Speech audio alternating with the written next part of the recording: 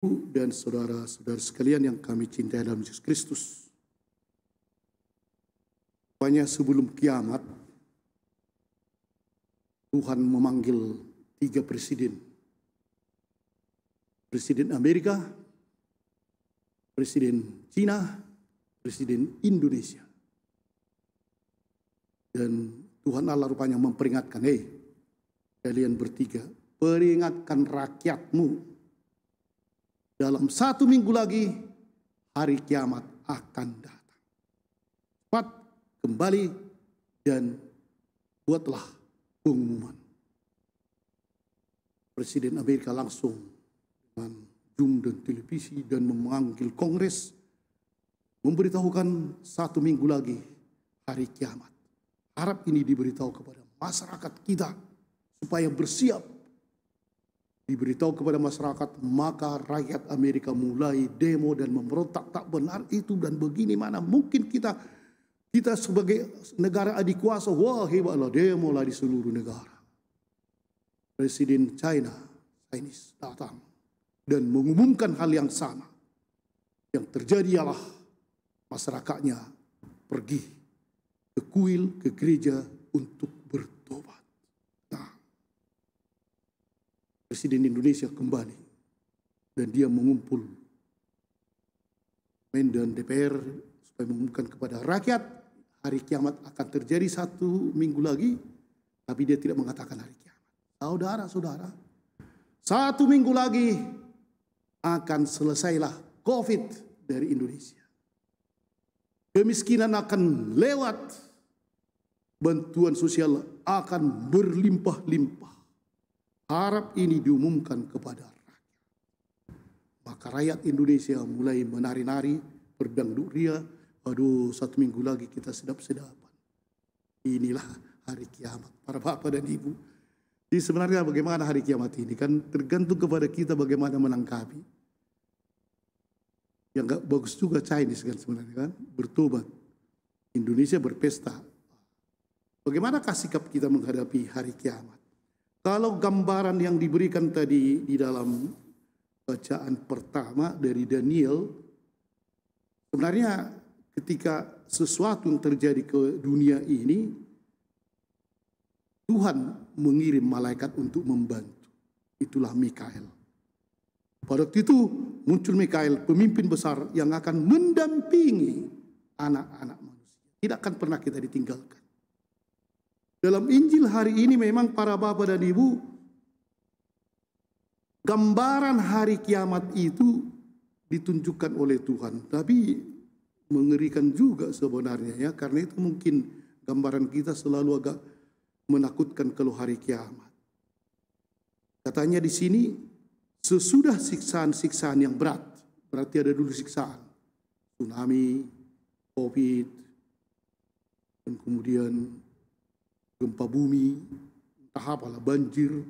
Baru katanya matahari akan menjadi gelap, mate mahita. Bulan tidak bercahaya, sial kali. Bintang-bintang berjatuhan, mengerikan sebenarnya kan. Dan langit, dari langit dan kuasa-kuasa langit goncang, itulah gambaran hari kiamat. Jadi menakutkan sebenarnya kan. Bagaimanapun akan terjadi hari kiamat ini. Cuma sekarang bagaimana sikap umat beriman menghadapi hari kiamat?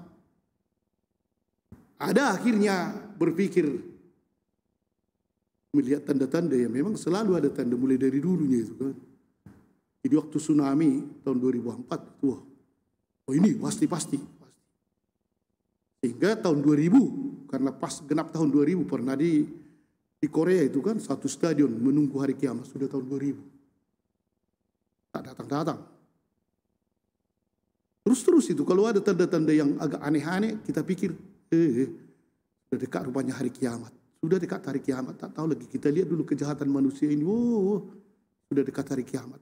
Rupanya ada sesuatu yang diinginkan oleh Tuhan kepada kita, bahwa ketika itu terjadi, putra manusia itu yang harus menjadi fokus.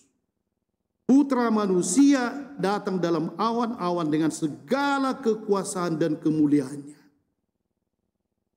Jadi apapun yang terjadi, apakah bumi goncang, bulan tak bercahaya, matahari gelap, sebenarnya enggak usah kalian takut. Memang pertama ya, tak seorang pun yang tahu kapan. Itu pula sialnya kan.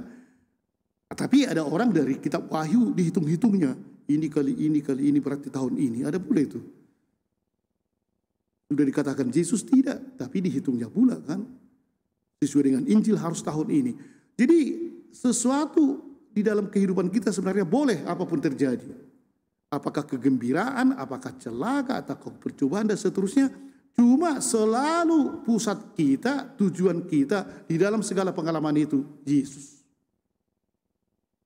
Melihat putra manusia datang dalam awan-awan atau dalam apapun itu. Itunya tujuan. Jadi tak usah takut. Memang akan ada tanda-tanda apakah? Bumi akan lenyap, tapi sabda Allah tidak lenyap katanya.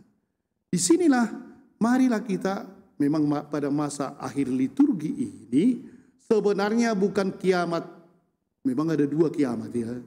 Pertama kiamat pribadi. Yohanes ini akan meninggal ini tahun 2200. Suster Janti, mungkin tahun 2175. Suster yang dua itu karena mok mungkin tahun 2150. Kapan? Karena kan matinya kita semua. Itulah kiamat pribadi. Artinya selesailah. Kiamat kedatangan Kristus yang kedua itulah kiamat akhir. Katanya di mana semua orang akan keluar dari kubur. Si Malingkar B akan pecah kuburannya, Jalan Gajah Mada, dan keluarlah kita semua kan Abdul Lubis. Tapi apa sebenarnya yang kita inginkan? Yaitu kesatuan dengan Kristus. Segala percobaan, segala anugerah atau apapun itu buatlah seperti biasa. Tak tahu kita waktunya, ngapain harus takut? Yang perlu ditakuti ialah kalau kita melawan Tuhan.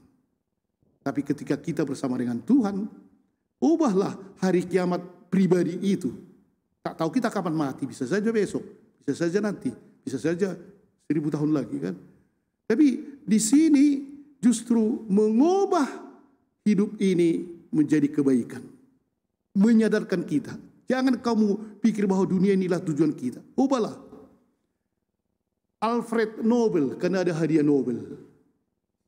Alfred Nobel itu sebenarnya dia ada kesilapan waktu itu, adiknya yang meninggal. Jadi akhirnya datanglah semua papan bunga bahwa Alfred Nobel meninggal. Ditulislah di koran dan memang akhirnya dia baca semua di situ mengatakan memang Alfred Nobel ini luar biasa. Dialah yang membuat bahan peledak sampai banyak orang bisa mati. Dan sebenarnya kalau dalam arti tertentu, dialah yang membuat pembunuhan di dunia ini menjadi luar biasa besarnya. Dulu kalau hanya peluru tidak, tapi ini dia buat, dibacanya lah semua. Yang hidup, adiknya yang mati. Sesudah itulah dia mulai sadar. Semua orang berpikir bahwa aku ini pembuat kehancuran dunia. Maka semua kekayaannya dari bahan peledak ini atau apapun itu yang dibeli, dibuatnya menjadi hadiah Nobel. Itulah hadiah Nobel. Seperti keburukan atau kejahatan kalau disalahgunakan orang, diubahnya menjadi rahmat. Itulah sebenarnya kiamat. Mari kita buat tentang apapun dalam hidup kita ini, akhirnya menjadi kebaikan, maka kiamat kita akan melihat Tuhan di atas awan-awan. Amin. Kita